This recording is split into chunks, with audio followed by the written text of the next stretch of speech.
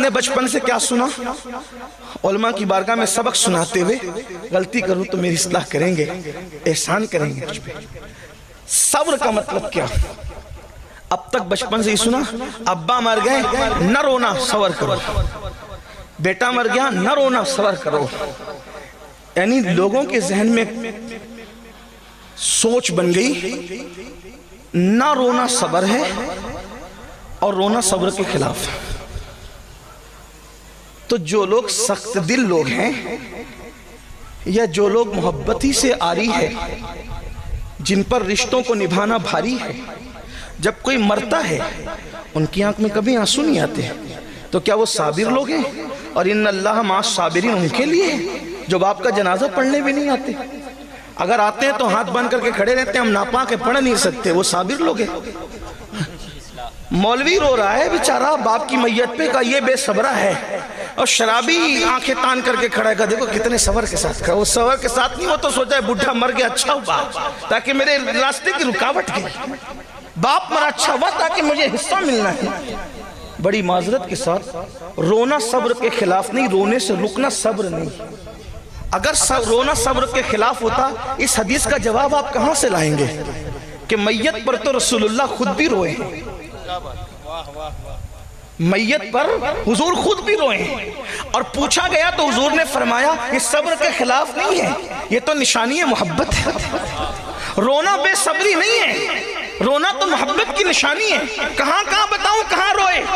اماں خدیجہ کا جنازہ ہے، رو رہے ہیں۔ حضرت ابراہیم کو دفن کرنے رو رہے ہیں۔ حضرت ابراہیم کے موقع پر تو لوگوں نے پوچھ لیا یہ ابراہیم ابن محمد حضور علیہ السلام کے سب سے کم سن صاحبزادے، آخری صاحبزادے جو حضرت ماریہ قبطیہ سے پیدا ہوئے، ان کا وصال ہوا تو حضور دفن کرتے ہوئے رو رہے، خاموش آنسو جاری۔ حضور آپ نے تو منع کیا رونے سے، آپ رو رہے ہیں۔ فرمایا یہ رونا منع نہیں، یہ تو محبت کی نشانی ہے کہ کوئی جدا ہو رہا ہے، کوئی دل کا پھل ٹوٹ رہا ہے، کسی کی گود خالی ہو رہی ہے، کسی کی گود اجڑ رہی ہے، کسی کے جانے سے تانے کا ذریعہ کچھ بن رہا ہے نا؟ تو یہ رونا صبر کے خلاف نہیں، محبت کی نشانی۔ حضور روئے، ماں خدیجہ کے جنازے پر روئے، حضرت ابراہیم کے وصال پر روئے، اسی طریقے سے حضرت حمزہ کے جنازے پر روئے، اسی طریقے سے حضرت اسود کے جنازے پر روئے، حضرت شہدائے احد کے جنازے پر روئے۔ حضور علیہ السلام آنکھوں سے آنسو جاری ہے، حتیٰ کہ بعد وصال بھی حضور امام حسین کی شہادت پر روئے، اٹھا کر کے سیاہ کو دیکھیں، دن بھر خون جمع کر رہے ہیں، آنکھ سے آنسو جاری ہے۔ حضرت ابن عباس نے جو خواب دیکھا، تو اب تک ہم نے سمجھا کہ رونا صبر کے خلاف ہے، نہ رونا یہ صبر ہے۔ نہ، ہم صبر کے مفہوم کو شاید ہم نے کہیں نہ کہیں چینج کیا۔ رونے نہ رونے کا تعلق صبر سے نہیں ہے، صبر کا مطلب ہوتا ہے رکنے یا روکنے کے۔ صبر کہتے ہیں رکنے یا روکنے کے۔ تو صبر کا جو اصل مفہوم ہے وہ ہے اس سے رکنا جس سے اللہ نے روک دیا۔ اب صبر کیا ہوا؟ اس سے رکنا جس سے اللہ نے، اب میت پہ کیا کہتے ہیں؟ صبر کر، مطلب رونے سے نہیں روکا جا رہا ہے۔ میت کے موقع پر لوگ روتے روتے اس کی خوبیاں بنا کر کے بیان کر کر کے نوحہ کرتے ہیں، تو اللہ نے فرمایا مجھے غم کے موقع پر سب سے زیادہ جو آواز بری لگتی ہے وہ نوحے اور ماتم کی آواز ہے، اور خوشی کے موقع پہ ڈھول اور تالی کی آواز مجھے بری لگتی ہے۔ تو اللہ رب العزت کے نیک بندوں نے کہا صبر کرو، مطلب نوحہ مت کرنا، کیونکہ نوحے سے اللہ نے منع کیا ہے، ماتم مت کرنا، ماتم سے اللہ نے منع کیا ہے۔ اب کیا مطلب ہوا؟ صبر کا مطلب یہ کہ جس چیز سے اللہ نے تجھے روک دیا ہے اس سے رک جانے کا نام صبر ہے۔ اب قرآن کہہ رہا ہے استعینوا بالصبر، صبر اور مدد، صبر اور نماز سے اللہ کی مدد طلب کرو، یعنی جن جن گناہوں سے اللہ نے تمہیں روک دیا ہے تم اس سے رک جاؤ، اور رکنے کے بعد نماز ادا کرو۔ آج بھی آسمان سے مدد اترتی ہوئی اپنی نگاہوں سے دیکھ لو۔ سبحان اللہ، سبحان اب مدد کیوں نہیں آتی؟ اب مدد کیوں نہیں؟ کہ ہم رک نہیں رہے ان کاموں سے جن کاموں سے اللہ نے روکا ہے۔ ہم ہر وہ کام اللہ نے روکا.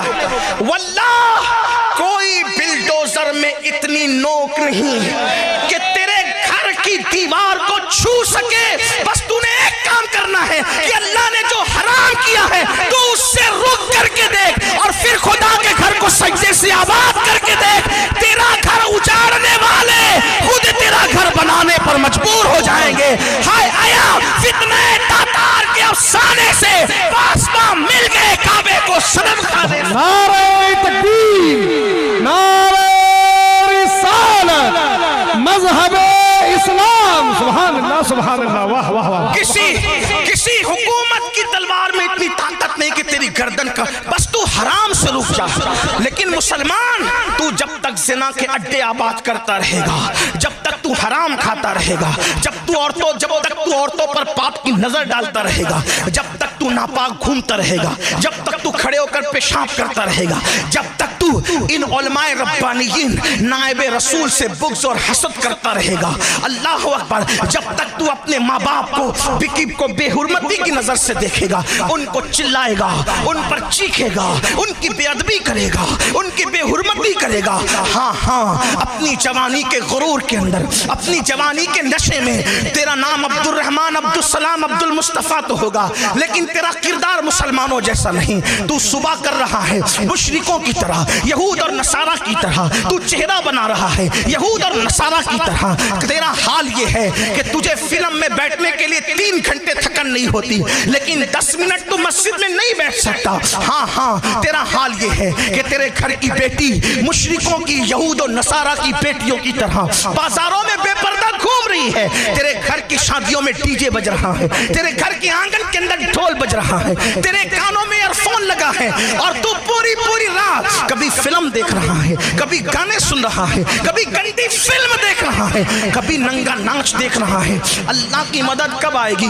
بلکہ جب قوم اللہ کی نافرمان ہوتی ہے تو پھر اللہ رب العزت کافروں کو خود کھڑا کرتا ہے, اٹھو مارو ان کا فاسقوں کو. میں ایسے نہیں کہہ رہا ہوں. ہلاکو اور چنگیز خان کا نام سنا ہے. اس دور کا کوئی ظالم ہلاکو چنگیز کے برابر ہے, سوچ بھی نہیں سکتے. ہلاکو اور چنگیز, ان کے بارے میں آپ سوچ نہیں سکتے. ہلاکو چنگیز نے جب مسلمانوں پہ حملہ کیا ہے, کئی دنوں تک دجلہ میں پانی نہیں صرف خون نظر آتا, دریا میں خون نظر آتا, اور سر مسلمانوں کی کھرپڑیوں میں شراب پیتے تھے وہ لوگ. لائبریریاں انہوں نے جلا کر کے پانی میں بہائی تھی. مسلمانوں کی بیٹیوں کے ساتھ وہ ظلم کیا ہے کہ کبھی وقت ہو, یہی عنوان ہو تو اس پر تفصیلی گفتگو, لیکن میرا عنوان وہ نہیں. اتنا ظلم کیا. ایک بزرگ, ایک ولی کہتے ہیں کہ جب ان کی فوج چلتی تھی تو ایسا لگتا ہے فوج نہیں چل رہی ہے, جیسے سیلاب آ رہا ہے, سروں کا ایک سیلاب ہے. اس ولی نے سوچا کہ میں مقابلہ کروں گا ان کا. تو جب وہ مقابلے کے لیے گئے تو دیکھا کہ نہیں, میں مقابلہ نہیں کر سکتا. آپ ولی ہو کے نہیں کر سکتے؟ کہ ان کے سروں پر ولیوں کی روحیں ہیں. کن کے سروں پر؟ ان کافروں کے, چنگیز اور ہلاکو کی فوج کے سروں پر ولیوں کی روحیں, ولیوں کی روحیں. اور وہ روحیں تڑپ ان کو کہتی ہے, اے کافروں, ان فاسق فاجروں کو قتل کرو. کیونکہ یہ مسلمان نہ رہے, فاسق فاجر ہو گئے, شراب پی کر فاسق ہو گئے, زنا کر کے فاسق. یہ جتنی میری قوم تک میری آواز پہنچ رہی ہے, یہ تو نیک لوگ اللہ والے بیٹھے ہوئے ہیں, لیکن آپ سے کہتا ہوں ہر آدمی اپنے آپ کو بہتر جانتا ہے, میں بھی اور آپ بھی. اپنے من میں ڈوب کر سوچو کہ کتنے مسلمان ہو. اسلام کہاں ہے ہماری زندگی میں؟ تجارت سے لے کر نماز تک کون سے ہم مسلمان ہیں؟ ہمارے اندر اسلام کتنا ہے؟ ایک یہودی عیسائی جھوٹی قسم کھانے میں, حضرت اگر یہودی کو کہہ دو موسیٰ کی قسم کھائیں, یا وہ عیسائی سے کہہ دو عیسیٰ کی قسم کھائیں, وہ نہ کھائیں گے. اور تم 10 روپے کی سبزی اور 200 روپے کی چپل بیچنے کے لیے اللہ کی جھوٹی قسم کھاتے ہو. کتنے مسلمان ہیں؟ ہنسنے کی بات نہیں. ہاں, یہودی اپنا مذہب کسی لڑکی کی بنیاد پہ چھوڑنے کو تیار نہیں. عیسائی اپنا مذہب کسی لڑکے کو دیکھ کر چھوڑنے کو تیار نہیں، اور یہ مسلمانوں کا حال ہو گیا کہ اگر کوئی لڑکی خوبصورت نظر آئے تو اپنا مذہب بھی اس کے قدموں میں رکھتے۔ تو کیا ہلاکو چنگیز خان سے زیادہ ظالموں کا تمہیں انتظار ہے؟ اور ان لڑکیوں کا حال یہ ہو گیا جو کنیزان فاطمہ کہلاتی ہے، اگر کوئی خوبصورت اور مالدار نظر آ گیا تو اس کے قدموں میں مذہب رکھ دیا۔ یاد رکھنا، مذہب کا کھلواڑ کرنے والوں کو زیادہ دن تک خوشی دیکھنا نصیب نہیں ہوتی۔ اگر کوئی بیٹی کسی خوبصورت اور مالدار کے چرنوں میں مذہب کی قربانی اور بلی دے رہی ہے تو ایک دن اس پر وہ آئے گا کہ وہ چھوڑ کر کے بھاگے گا، اور پھر مذہب اسلام بھی اس کو پناہ نہیں دے گا، اور وہ در در بھیک مانگنے پہ مجبور ہو جائے گی، عبرت کی موت مرنے پہ مجبور ہو جائے گی۔ اور ایسا ہی ان لڑکوں کا حال ہے جو حسن پر، جو دولت پر، جو طاقت پر، ان کے قدموں میں آج اپنا مذہب قربان کرنے ہیں۔ نادان، ایمان اور اسلام اس دولت کا نام ہے۔ اگر علی اکبر جیسا بیٹا لٹا کر کے اس کو بچا لیا جائے تو بھی سستا ہے، اس لیے کہ اسلام کے برابر کوئی چیز ہو ہی نہیں سکتی۔ یہ ہم نے کربلا سے سیکھا ہے، یہ ہم نے کربلا سے سیکھا۔ 6 مہینے کا معصوم لٹا کر اگر دین بچا لیا جائے تو بھی سستا، اس کی قیمت نہیں ہے، اس کو دین کہتے۔ تم لڑکے اور لڑکیوں کے قدموں پہ دین قربان کر رہے ہو، تو یہ ان ظالموں جیسا تو ہم سوچ بھی نہیں سکتے۔ مگر وہ ظالم آئے کیوں تھے؟ بہت لمبی نہیں کروں گا، ٹائم تو پہلے ہی زیادہ ہوا، تھوڑی دیر غور کرنا، شارٹ کروں گا۔ حالانکہ مجھے بہت سے عنوانات دیے گئے لیکن وہ عنوانات کو چھڑنے کا ٹائم بھی نہیں۔ اللہ کرے کسی کے دل میں بات اترے۔ یاد رکھنا، تو آخر ہلاکو چنگیز خان جیسے ظالم مسلمانوں پہ کیوں مسلط کیے گئے؟ اور ولیوں کی روحیں کہہ رہی تھی ایک کافر اور ان فاسقوں کو مار ڈالو، قتل کرو۔ اس لیے کہ اس دور کا مسلمان بھی بہت دولت مند تھا۔ خلافت عباسیوں کی خلافت تھی اور دولت دی تھی، خدا نے بہت مال دیا تھا، پوری دنیا میں اسلام کا غلغلہ تھا، کئی بر اعظموں پر اسلام کی حکومت تھی۔ مسلمانوں کا حال یہ تھا کہ دوسرے ممالک کے بیت المال میں اور شاہی خزانے میں جتنی دولت نہیں ہوتی تھی اتنا بغداد کے ایک مسلمان کے پاس دولت ہوتی، اتنی دولت خدا نے دی تھی۔ لیکن دولت پا کر وہ ایسے ہی بگڑے تھے جیسے میرے ہندوستان کا تاجر بگڑا ہے، جیسے میرے ملک کے لوگ آوارہ ہوئے ہیں، ویسے ہی دولت پائی، دولت دینے والے خدا کو بھولا، کافروں جیسی شکل بنائی، یہود و نصارہ جیسا کلچر بنایا، زندگی انہی کی طرح۔ ہاں، مسلمان کہلاتا تھا جب تک غریب تھا، آستانوں پر جا کر کے بھیک مانگتا تھا، مسجدوں میں آ کر کے پیشانی رگڑتا تھا۔ جب سے دولت ملی ہے دوسروں کے ساتھ اٹھنا بیٹھنا شروع کیا، اب چربی چڑھی ہے تو اسلام کا مذاق اڑا کے کہتا ہے یار یہ حلالہ کا تصور میرے سمجھ میں نہیں آتا، ذرا مولویوں کو سوچنا چاہیے۔ اور تو سوچے گا جس قانون کو میرے اللہ نے عطا کیا اس کے بارے میں تو سوچے گا، تیری اتنی اوقات ہے۔ اس لیے کہ مذہب کہتے اس کو ہیں جہاں عقل اتار کر کے داخل ہوا جاتا ہے، اور تجھے کیا پتا خدا کی حکمتیں کیا ہے، آ بیٹھ کر بات کر تب تجھے پتا چلے۔ جو تیرے سماج میں رائج اسلام اس حلالے کی تائید نہیں کرتا جو حدیث میں وہ اتنا خوبصورت ہے، اگر اس کا کانسیپٹ پیش کر دیا جائے تو آج بھی چنگیزی اور ہلاکو کے دیوانے اسلام کے دامن میں پناہ لینے پر مجبور ہو جائے۔ لیکن تو نے پڑھا ہی نہیں، دین نہیں پڑھا، دھرم نہیں پڑھا، مذہب نہیں پڑھا، مسلک نہیں پڑھا۔ اللہ اکبر، تیرا حال تو یہ ہے میرے بھائی کہ تیرا غسل بھی 3 بچے پیدا ہونے کے بعد درست نہ ہو سکا۔